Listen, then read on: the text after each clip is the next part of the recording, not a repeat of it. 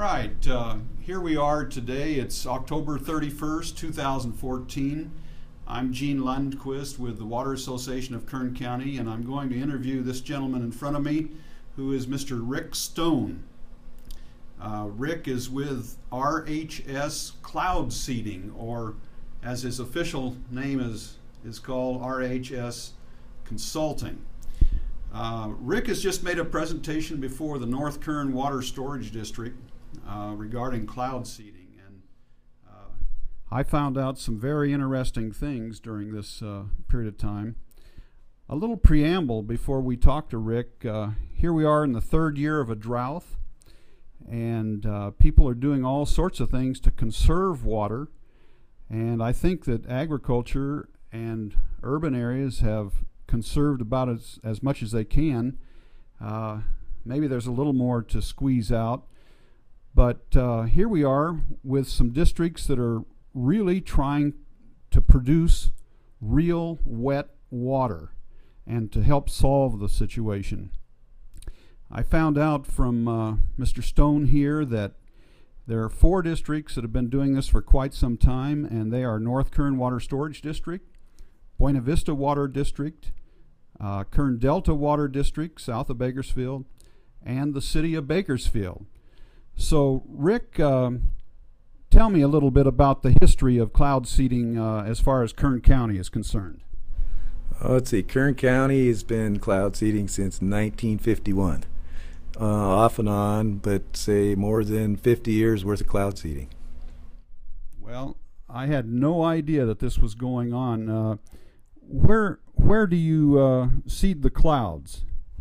We seed the clouds on the west side of the mountain, and it takes about 25 miles for the snow to grow and fall out in the target area.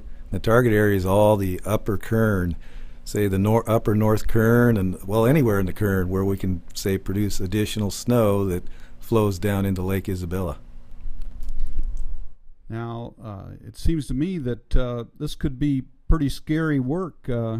Obviously, you've got to be seeding clouds when there are clouds, and that means storms. So, what kind of a life is it? Is it dangerous work? Well, if you've been doing it a while, it's not too bad. But the first time you look at it, you might think it's something you might not want to do. It's pretty. We fly airplanes through the middle of the winter storms. The winds are blowing about 50 miles an hour from the west, and we fly north-south. So we're flying about 9,000 to 13,000 feet, and it can be a little bumpy sometimes, and sometimes you fly through a lot of water, liquid water. Ice accumulates on the airplane, so it's not for the faint of heart. Now, is this in the Mount Whitney area? The target is from Mount Whitney all the way down through, almost down to Lake Isabella. But the best place to be seeding is up in the Mount Whitney area, the north end of the canyon. All right, well, very good. What kind of airplanes do you use, and how many have you got? We use Piper Navajos and Cheyennes, and we have 4 of them right now. And these are twin-engine aircraft, I presume? Yeah, these are twin-engine, heavy twins, equipped for all-weather flying. They're no-ice airplanes. They can take a lot of beating and still stay in the air. They're equipped to fly all-weather and instrument conditions. So in other words, if we can't see, you can still fly and know where you're going. Now, I presume that these districts are paying for this service because they expect to get water out of it, and it looks like they're trying to get it to come down into the Kern River watershed, Lake Isabella, and then down into the valley. Is that correct? That's correct. We've been working on the Kern here now since 2009, and fly between November and April whenever we see storms that are going to be conducive to seeding. And those storms are storms that say Mother Nature is not efficient. We're trying to find clouds where there's excess water that we can seed and grow additional snow and ice that falls out on top of the mountain. All right, well, Rick, when we say seed the clouds, what exactly are you doing? What are you seeding the clouds with, and why is that going to produce more snow or rain? Well, cloud seeding is basically what we do is we're what's called cold cloud seeding. We add ice nuclei, which are submicron particles that form new ice crystals and grow ice crystals and new snow. It's formed by accumulating moisture out of the cloud.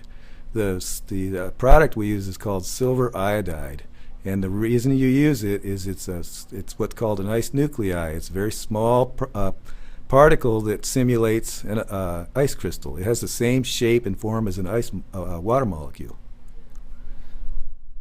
Well, one of the things I learned today was that this is not only occurring here in Kern County, but it's occurring in other watersheds up and down the San Joaquin Valley. Is that the case?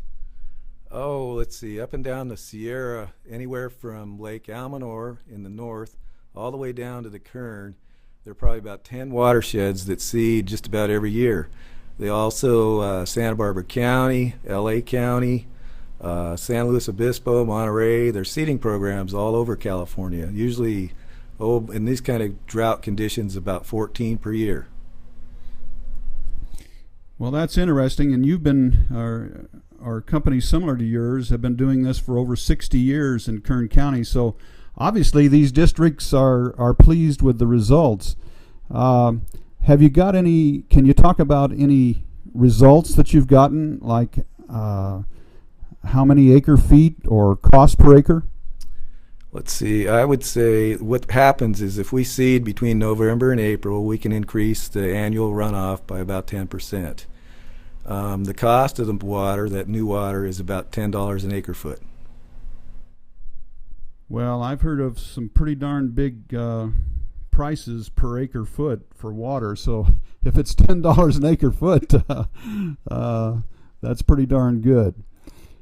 All right, well, Rick, I really appreciate being able to interview you, and good luck. And I understand there's a storm coming in on Halloween Eve. Are you going to work that one? Yes, we are going to work. It looks like we'll be taking off about 10 to 11 o'clock at night, and the best part of it will be between 11 and maybe 3 or 4 in the morning. Now, I know you've got some examples here. Why don't you move aside just a little bit and show us some of the things that you put out the silver iodide with, and you know, show me what you want to show me from the smallest to the biggest, and what they do. Well, this is a flare that is dropped from the bottom of the airplane. It doesn't drop the case. It's called an ejectable flare, and it produces a vertical curtain of smoke for about 2,000 feet below the airplane. The airplane carries about 100 to 200 of these per mission. The next two are the next two are called silver iodide and burning flares. They're mounted on the wings, and they are ignited from inside the cockpit at the pilot selection whenever we're in significant amounts of water. This one is called a 150 gram flare, and this is a 200 gram flare. This one burns in about 5 minutes, and this one takes about 4 minutes to do. We usually burn about 1 per 20 miles. The last flare is called a hygroscopic flare. It produces a different smoke. That looks like a bomb. It's huge, isn't it? It produces a hygroscopic smoke, which is something that we use in summer seeded clouds, where it forms new big water drops. It works by a different process, but they're very big, very heavy. They actually burn in the same time as the littler flares. Well, very good. Do you make these flares yourself? We make the middle-sized flare here. It's built custom made for the Kern. It's a winter seeding flare. This is the big one is a summer flare. This is also used for this long one here is made for it's a hail suppression flare, which is a whole different kind of cloud seeding. And these flares here we make, and also another company in North Dakota called Ice Crystal Engineering. Well, very good. You know, we talked a little bit about the weather. Do you care to make any predictions about this drought breaking, or what does the weather pattern look like right now? I know it's tough to predict the weather. I mean, what's my guess for the year? That's right. Okay. That's it. I would say, I don't know if I want to venture too far. I would say around 80-85% of normal for the year. That's my guess. Well, that's a lot better than what we've had. Well, listen, Rick, thank you very much. It's been a pleasure meeting you, and good luck on your first venture out tonight to get some water out of the skies. You're welcome.